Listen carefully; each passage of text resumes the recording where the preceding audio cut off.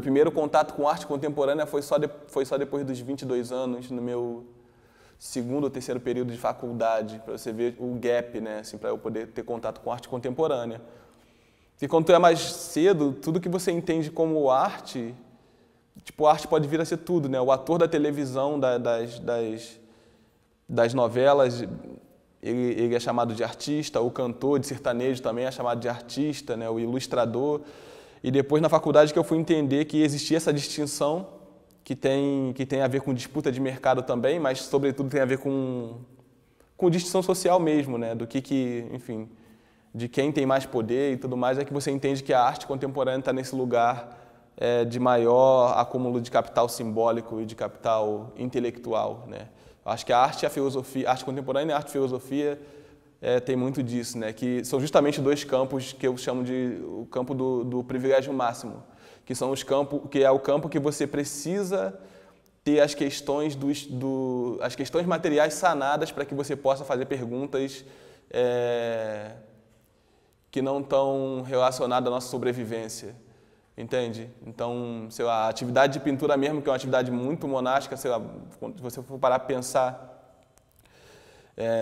na ideia de você passar um ano num quadro ou um dia num desenho, né? Isso vem atrelado com essa ideia de privilégio, né? Então, a arte contemporânea e a filosofia estão nesse lugar porque você precisa estar com as suas questões básicas sanadas, você precisa estar com a sua carne alimentada para que você possa alimentar o seu espírito.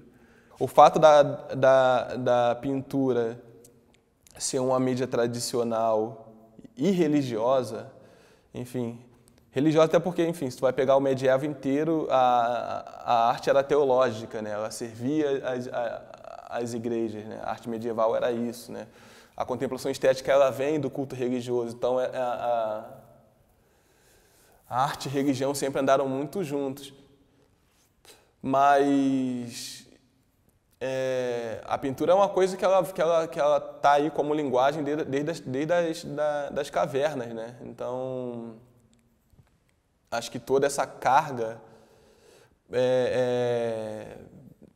vem caminhando aí com a gente até hoje. Então, com certeza, a pintura é um lugar de influência na sociedade, né?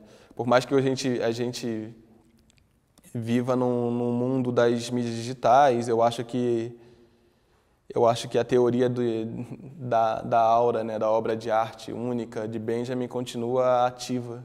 E eu acho que vai continuar, né? A gente, enfim, já passou por um momento onde a pintura foi questionada e a pintura, enfim, morreu e sobreviveu, e isso é cíclico. E eu acho que a pintura é influente por ser se não for uma das mais, eu acho que é a maior mídia mesmo, assim, tradicional, né? Falando de tradição, né? E por ser essa mídia religiosa, porque agora eu falei sobre uma das maiores mídias, eu acho que o cinema é muito forte, talvez seja o maior, mas eu acho que o cinema não é religioso, sacou? E eu tendo a enxergar muito o homem e o mundo a partir desse olhar religioso. E aí, dentro disso, eu acho que a pintura está ali mesmo, sacou? Por ser essa mídia religiosa. Eu acho que é para onde as pessoas olham com respeito mesmo, tá ligado? Óbvio que não é todo mundo, né, que, enfim, porque a pintura também é uma mídia muito codificada e também por isso que ela eu acho que ela em algum lugar vai ser mais influente, porque o cinema ele tende a ser mais popular, né? O audiovisual ele tende a ser mais popular. E aí, por ser popular, ele não vai estar no celeiro, né, do que a gente pode chamar de cultura de elite. Então a pintura ela também está na frente dessa disputa por ela ser uma mídia única, né? Se a pintura está aqui, ela não pode estar lá, e isso já faz com que ela seja restrita, né? Então, o fato dela ser restrita e codificada já coloca ela nesse lugar único de influência. Poucas pessoas podem ter o acesso, poucas pessoas podem entender. Isso tem a ver com, enfim, com disputa de narrativa, com o lance de exercer poder e influência. Certamente é uma das mídias mais influentes que a gente tem, se não a mais.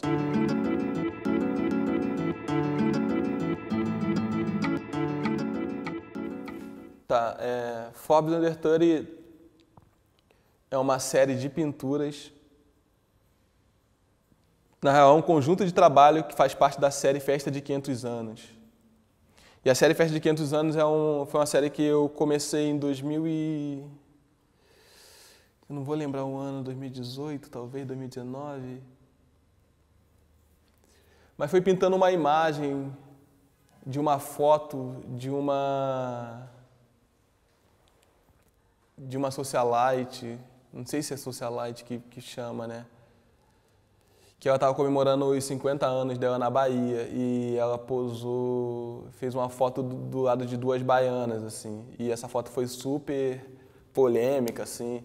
A foto é muito forte, assim, porque por mais que a justificativa seja diversas, né, a imagem é muito forte, porque a imagem remete parecia que a gente estava vivendo um período colonial, assim, então foi uma imagem que foi muito massacrada na internet, que levantou um debate. E aí, naquele momento, eu resolvi fazer umas pinturas a óleo. Eu não costumava usar muito óleo, até também por conta desse fetiche, né, do artista, do pintor, que faz pintura a óleo sobre tela, que, enfim, que também está nesse lugar dessa técnica, né, que é muito consagrada, né. Mas essa técnica também ela é muito prestigiada por conta de uma questão museológica mesmo, de conservação, né? Esses papéis que eu faço, as pinturas de papéis, os conservadores falam que não vai durar 10 anos, né? Não vai durar 20 anos. E para essa pintura eu resolvi recorrer a essa técnica.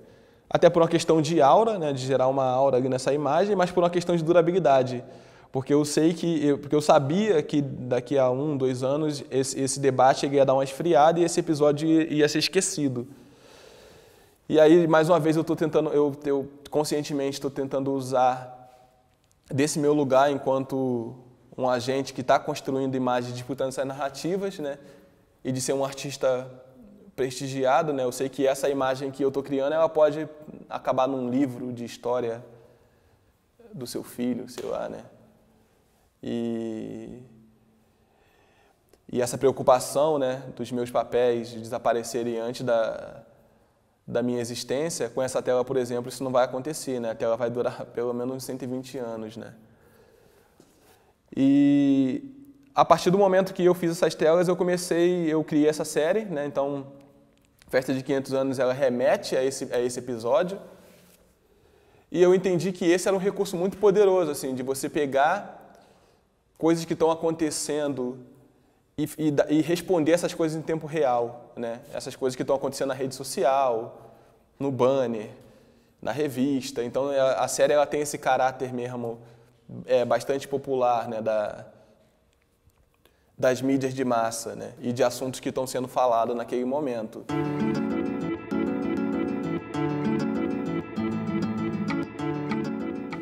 E aí o segundo trabalho que eu fiz foi o trabalho de Coisa Mais Linda, que também foi uma série do Netflix, que tinha um pôster. E nesse pôster você tinha... É uma série que fala sobre questões da vivência das mulheres, enfim, do direito das mulheres, do feminismo e tudo mais. Só que o pôster me chamou a atenção, eu estava voltando um dia correndo da praia e eu olhei para esse pôster, e no pôster tinham 3 mulheres brancas, e uma mina preta do lado. Só que a forma como elas estavam agrupadas sugeria um certo tipo de distanciamento da mina preta. E na real, na hora que eu olhei para essa imagem, eu já problematizei na hora, assim, porque me chamou a atenção assim, o fato de... Tava muito com cara de cota, né? Tipo, uma única mina preta num cartaz. E eu fiquei muito surpreso o fato deles terem posicionado a mina preta no canto... Agora eu não vou lembrar se era no canto direito, acho que era no canto esquerdo da imagem, não vou lembrar, mas também, na real, não faz tanta diferença assim. Mas ela não estava tipo, agrupada, né? Ela estava num dos cantos laterais da foto. E para eu que estudei semiótica, né, comunicação visual, para mim aquilo dali era muito claro enquanto informação de exclusão. Eu não sei se o designer ou o diretor de fotografia ou de arte pensou nisso, mas eu, como um especialista de comunicação do campo, né, aquilo dali para mim foi tipo uma gafe. E ainda tem uma questão do posicionamento, assim, porque as minas brancas elas estão a mina branca que está encostada nela tá meio que de costas, assim. E aí eu falei, pô, que doideira, tipo, sei lá, podia... O que acontece se fossem 3 minas pretas e uma mina branca? Aí eu fui para o ateliê com essa questão e pintei. Né? Falei, vou pintar a inversão da capa, como uma resposta a esse cartaz. E aí, trocando ideia com o Raoni, que trabalha comigo diretamente no estúdio, né, para além de um amigo e artista, né, desde o início da faculdade, ele segue comigo trabalhando no estúdio. Então a gente desenvolve muito pensamento crítico, né. A gente, na conversa, chegou nesse lugar de pintar todas as análises combinatórias possíveis da tonalidade de pele das personagens, né? Porque isso faria com que a narrativa do cartaz fosse mudada, né? Porque se você coloca uma mina preta e 3 brancas ao lado, é uma outra narrativa. Se tu coloca todas as minas pretas ou todas as minas brancas, então era brincar um pouco com essa questão semântica mesmo, né? Então a série Festa de 500 anos ela é muito sobre isso, assim, onde você a partir de estudo semiótico, você consegue mudar a narrativa do quadro sem fazer uma alteração brusca na estrutura da imagem, né? No caso ali, normalmente eu mudo adornos ou adjetivos mesmo, né, no quadro. E no caso da festa de 500, da primeira tela, a Oli que eu fiz, né, da festa lá de 50 anos da Socialite, eu nem mudei nada, eu só repeti a foto. E a pintura já causou um certo tipo de histeria. Quando o quadro foi mostrado na SP Art, o quadro teve os meus galeristas tiveram que remover a tela do stand por conta de uma histeria, né, dessa burguesia branca, né, que paga de desconstruída, tá ligado? E na real era só uma pintura da foto, não tinha nenhuma alteração mesmo.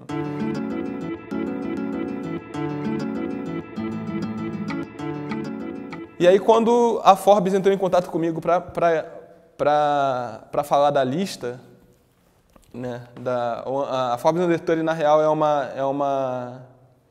uma outra categoria, né, da revista Forbes que foca, enfim, em personagens que estão se destacando, né, no seu campo.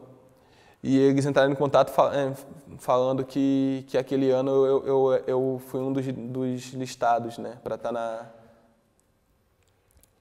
E o que eu achei desconfortável foi que eles falaram que eu tinha que ir até São Paulo fazer uma foto e que, na real, eu tinha que cobrir os meus custos, tipo, eu tinha que pagar minha passagem e tal. Eu estava num momento de ateliê que era um momento de bastante trabalho, então, na real, sair, viajar para poder fazer uma foto, para estar na capa da Forbes, enfim, na real a possibilidade de capa não era nem uma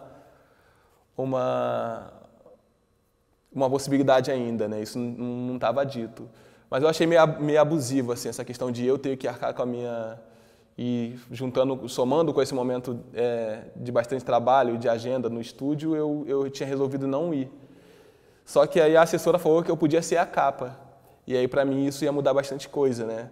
Primeiro que isso ia mudar em questões de especulação e visibilidade. Isso são coisas que me interessam e são coisas que eu controlo dentro da narrativa do meu trabalho. Isso faz parte do meu corpo de trabalho. Mas, sobretudo, sair na capa da Forbes, para mim, também era uma questão de representatividade e política também, né? E eu sabia que a chance de eu ser um dos únicos negros na capa era muito grande. E sendo assim, eu sabia que a capa ela ia me dar um trabalho pronto, que seria esse mesmo trabalho de coisa mais linda, porque a composição eu especulava que ia ser muito parecida, e não deu outra, assim, na real, eles conseguiram um fotógrafo para vir no Rio me fotografar.